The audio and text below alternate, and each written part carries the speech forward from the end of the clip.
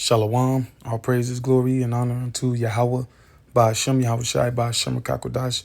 Double honors unto the apostles and the elders, great millstone that rule well through the scriptures. Peace to the 144,000 and the rest of the hopefully elect. I'm the brother Kaya from GMS Indianapolis, branch of Indiana. The other two camps in Indiana is GMS It Will Not Tarry 2. That's the camp in Gary. And GMS Bloomington 444. Camp in, Bloomington, Indiana. Salakia, pardon me. I just want to respond to this video, reality check, in parentheses, the black female, GMS Arala 1, or one of the young elders of GMS Chicago. And he was basically going into, in so many words, ruling your household, properly guiding your daughters, and things of that nature, because being in the truth and having a family, the Bible speaks about that, and as a man being the head of your family, you're supposed to guide and steer your family in the proper direction. And when your family goes outside of that proper direction, then as a man of Yahweh Bashim Yahushai, certain measures got to be taken. Depending on the severity, depending on the situation. Because we can't be hypocrites, right? We can't be out here talking about Jake this and Jake that and niggas this and niggas that and the nigga woman this and the nigga woman that. The whole time we're enablers. And we're not manly men, all right? Because the term manliness is actually in the Bible. All right. Manliness occurs in the Bible 3 times. I'm going to read all 3. First Maccabees 4:35. Now when Lysias saw his army was put to flight and the manliness of Judah's soldiers, Judah's Maccabees, and how they were ready either to live or die valiantly, he went into Antiochia, however you pronounce that, and gathered together a company of strangers, and having made his army greater than it was, he purposed to come again into Judah. So basically, as you read the scripture, manliness right here going into determination, right? Or your mind is made up, or your heart is fixed. And the manliness of Judah's soldiers and how they were ready either to live or die valiantly. Yeah, their mind was made up. All right. They was going to see that. They was going to see the battle out through and through. All right. Regardless. And that's how we are in this truth. The scripture says what? It says, endure hardness as a good soldier. Yahweh Shai, Peter told Yahweh Shai, we have forsaken all. What shall we have there for? Yahweh Shai response was, ye that forsaken wives. All right. Houses, basically everything, all right, whether it be family, friends, relationships, opportunities. Brothers don't forsake opportunities too. I'm gonna get this word manliness real quick before we get any more scriptures. Manliness, quality of possessing distinctly attributes considered befitting to a man, character or conduct worthy of a man, boldness, courage, humanity. Now to quote the brother Shamaria from GMS It Will Not Tarry, the Gary camp, he likes to quote this scene. I don't know who said because I haven't seen the movie, but there's a movie called Heat starring Al Pacino and Robert De Niro. He said, you got to be ready to drop any and everything at a dime. All right. And that's what you got to do. That's the type of mindset you got to have when it comes to serving the Lord. Can't nothing get in your way. And if you truly love your family and want them to be saved, you will serve the Lord. All right. The way he said it. Now, before we get all those scriptures in, I'll read the rest and then jump to 2 Maccabees 13:18. Now, when the king had taken Whoa, uh-oh. And when the king had taken a taste of the manliness of the Jews, he went about to take the holds by policy. Who else wants some of Debo? No. Yeah, they ain't want no parts of that. Okay, hold on. Let me see again. Second Maccabees 14:18. Nevertheless, Nicanor, hearing of the manliness of them that were with Judas and the courageousness that they had to fight for their country, durst not try the matter by the sword. Yeah, they ain't want no more Debo. Now, when you, what is that? Job 40:7?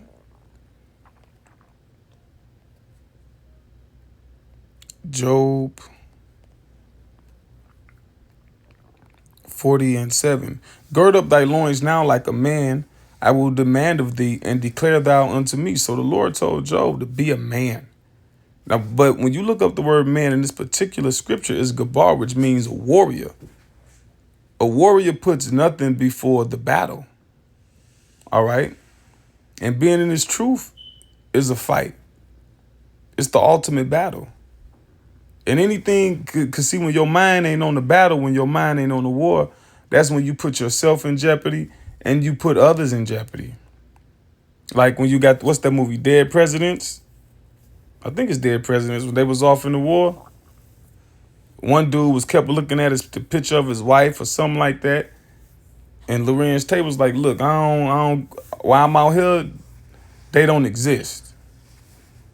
You know, I'm roughly paraphrasing the movie, but basically the point was this: his mind was solely on the battle.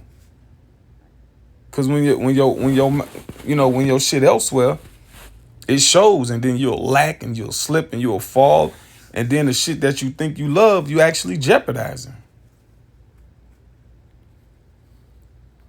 So I got those scriptures. Let me see. I had some more. All right, now to address the point, let me see. To address the point as far as, let me see.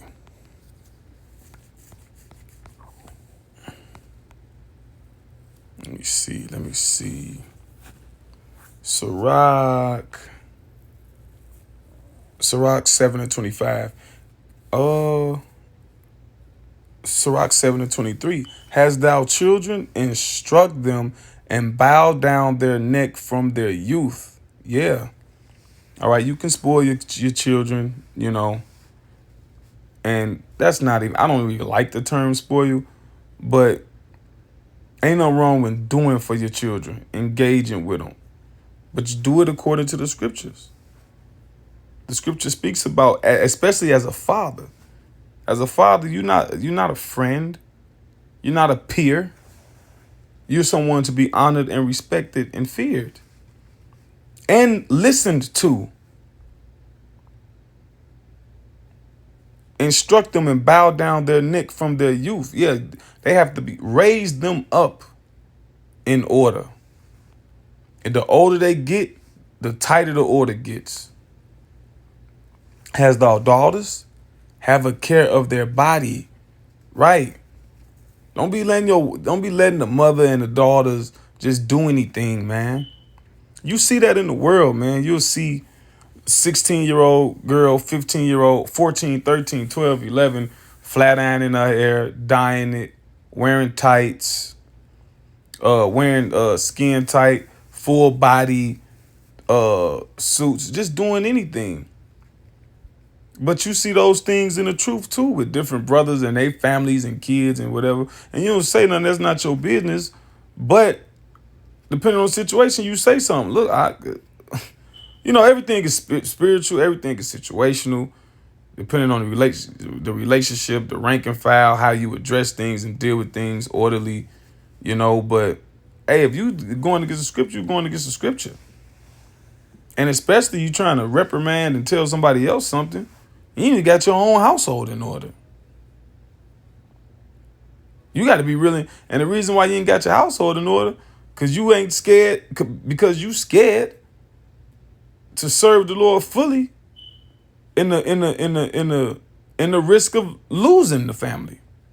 Now jumping over to, what did Yahweh say? Let me see. Matthew 10:35. For I am come to set a man at variance against his father, and the daughter against her mother, and the daughter-in-law against her mother-in-law, and a man's foes shall be they of his own household. Yeah, this truth stirred things up with your family. You was living one way, right? Everything was peachy. Everything was cool. You was celebrating Christmas. You was decorating Halloween, the kids, whatever. Hell, you was participating in things. It was a family. But then you found out that that was wrong, and there's a certain way to go about things, you know, when you get in the truth. And now that stirs things up. Now either they gonna follow you fully, or you're gonna be in a precarious situation where they listen to certain things, don't listen to all things, do this, don't do that, don't respect you, you know. Verse 37, he that loveth father or mother more than me is not worthy of me, and he that loveth son or daughter more than me is not worthy of me. Right? Scripture speaks about not being a servant to your kids either, man. I'll get that after I finish these scriptures, Lord will. It says, has thou daughters? Have a care of their body. Yeah. You know what I'm saying? Don't let them just dress provocatively, you know. And show not thyself cheerful toward them. Marry thy daughter, and so shalt thou have performed a weighty matter, because that is a weighty matter. That is a heavy thing who your daughter is going to end up with. And oftentimes, you know, whether you're in the truth or not, you know, women don't pick men based off true values that a man's supposed to have. They pick these men as they relate to the images they shown on media. The dreads and the tattoos and false bravado. And those the ones that's impregnating these young women, right? You got to check these things. You have to instill these things within your. You're not just in the truth and your family just whatever. All right? You have to get, that's part of your responsibility. That's part of you actually loving them. Now, when they grown, hey, and that's another thing, man. Look, man, I'm trying to do this video and keep it spiritual without imposing, you know, because each situation is different. I'm letting that caveat be known, but nevertheless, like, look, all right, you got fucking brothers in the truth with grown ass kids running amok in their household. What the hell?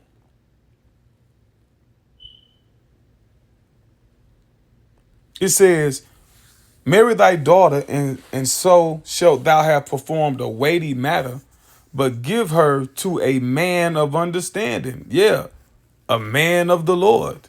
If you can, if that's an option. We can't be scared to execute the scriptures, man. We right. The scripture's right. Like, what's up? But anyway, at the same time, we have to be on point, though. Let me see. I got some more lined up. I'm gonna grab this before I grab the other one. This is Joshua. Is it 22? 24 and 15. And if it seem evil unto you to serve the Lord, choose you this day whom ye will serve, whether the gods which your fathers served that were on the other side of the flood, or the gods of the Amorites in whose land ye dwell. But as for me and my house, we will serve the Lord, Yahweh, by Hashem Yahushai. Yeah, he said me and my house. So if you living with me and you in my house and you under my banner, under my umbrella, and I'm responsible for you, oh yeah. Oh yeah, it's how about Shem y'all shine here. The what? And I'm responsible? And you eat my food? And if somebody break in here and I'ma be the one at the forefront leading the charge to defend my family, oh no. You gonna be under me. That's what's right. Now, let me grab this. 1 Timothy 3, I'm gonna start at the top. This is a true saying. If a man desire the office of a bishop, he desireth a good work. Now let's look up bishop. Episcope. And it sounds like this where you get the word Episcopalian from, right? So-called Christian denomination, right? Episcopalian. Investigation, inspection, visitation. The act by which the Most High looks into and searches out the ways, deeds, character of men in order to adjudge them, their lot accordingly, whether joyous or sad. Oversight, right? So now you're responsible for understanding men under you, understanding who they are and what scriptures apply to them and how to help guide them through the Holy Spirit. That's your that's a responsibility you got now. But if you can't rule your own household, I'm jumping the gun. It's going to eventually say it in the scriptures. But if you can't rule your own household, then you can't do this. Yahushua said, take the beam out your own eye. Then you'll be able to see the mote in your brother's eye. A beam is a huge log. And a mote is a little twig. And here it is, you want to point the finger at these little twigs at everybody, but you ain't even dealing with your shit. And your shit might be major. The scripture says all wickedness is but little to a woman. All right? Jake over here getting ran over by a woman. In the truth. It says overseership, office, charge, the office of an elder, the overseer. Yeah, the overseer. So you got to be monitoring things. All right. It says a bishop then must be blameless, the husband of one wife, vigilant, and that don't mean that. It's a translation thing. It's not saying you only can have one wife. You can't have more than one wife. The elder biblical defenders goes into that all the time, But anyway, because in the law you can have more than one wife. All right. A bishop then must be blameless, the husband of one wife, vigilant, sober, of good behavior, given to hospitality, apt to teach. Yeah, apt to teach. You got to know the scriptures. And you got to have some wisdom to impart too.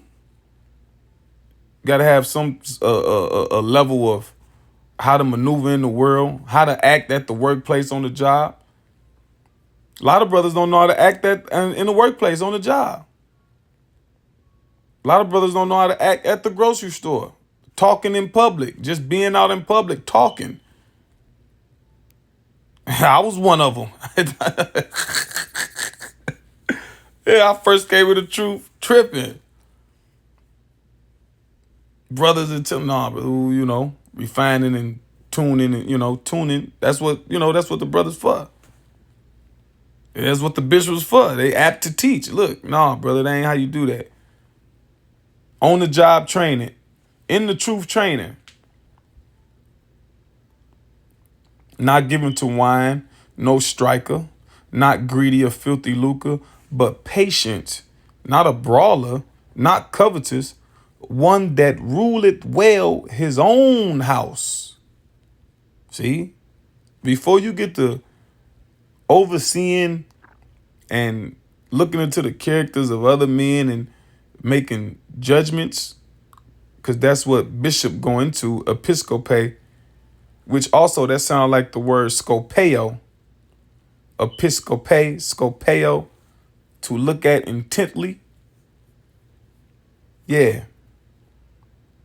You got to, before you get to doing all of that, you have to rule your own house, having his children in subjection with all gravity.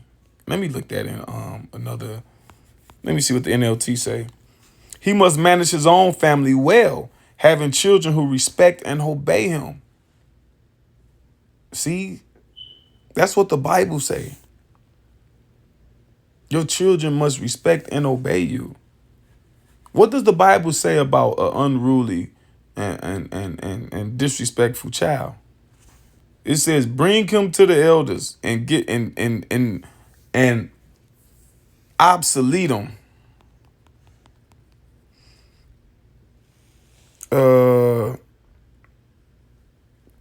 Deuteronomy 21:19. 18. If a man have a stubborn and rebellious son or daughter, it just says son because men are preeminent, which will not obey the voice of his father or the voice of his mother, and that when they have chastened him will not hearken unto them, then shall his father and his mother lay hold on him and bring him out unto the elders of his city and unto the gate of his place. And they shall say unto the elders of his city, this our son is stubborn and rebellious. He will not obey our voice. He is a glutton and a drunkard. And all the men of his city shall stone him with stones, that he die. So shalt thou put evil away from among you, and all Israel shall hear and fear. Now, are you going to do that? No, right? This is not, we don't live in a Bible-based society. But what do? At the very least, you put them away from among you, man. Come on. We gotta follow the Bible to the best of our ability. We can't give place to Satan. You can't allow opportunities for the devil, Satan. You're gonna be fucked with anyway. You just gonna leave the fucking gate open. You don't have to subject yourself to demon fucking kids, man. Especially grown demon kids. You got grown demon, I'm a kid. And they gonna be a fucking demon. The hell? The Lord is about shaking shit up. The Lord shakes shit up. You read the Bible, the Lord shakes shit up.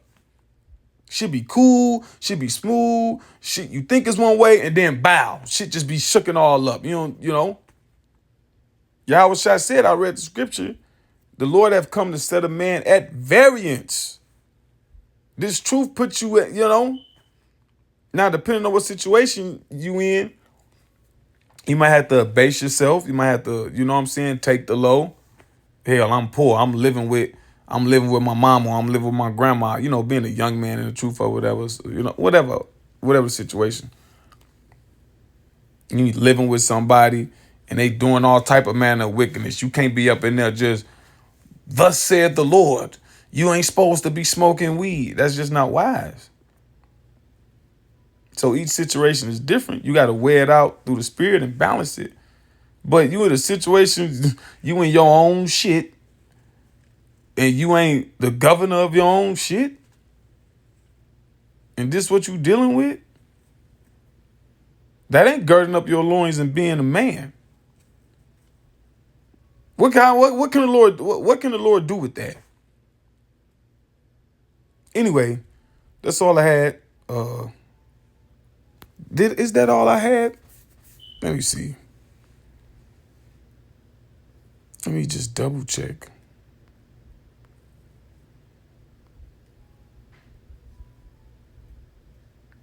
I'll read verse 5. This is the last verse.